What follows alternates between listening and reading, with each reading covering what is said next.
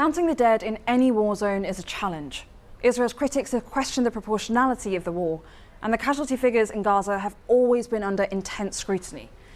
Israel began bombing Gaza in the wake of the Hamas attacks on the 7th of October, which killed about 1,200 people. Now, more than 40,000 Palestinians have been killed in Gaza, according to the Hamas-run health ministry.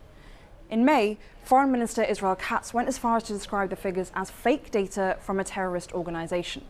But in December, one UN body had described the figures as trustworthy. At the beginning of the war, the Gaza Health Ministry only counted deaths registered in hospitals.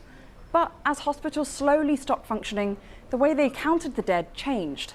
Their updates started referring to deaths reported by family members and deaths from reliable media sources. The casualty figures don't differentiate between civilians and fighters. The Ministry of Health says a clear majority of those reported killed are children, women, and elderly people.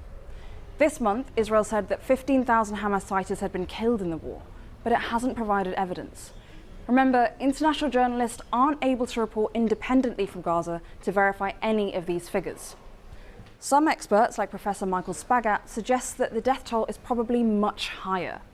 And many of the dead have been killed in airstrikes.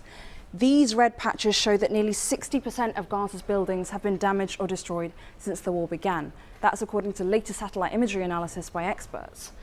And this is what that destruction looks like in the city of Rafah, as well as demolition by Israeli forces on the ground.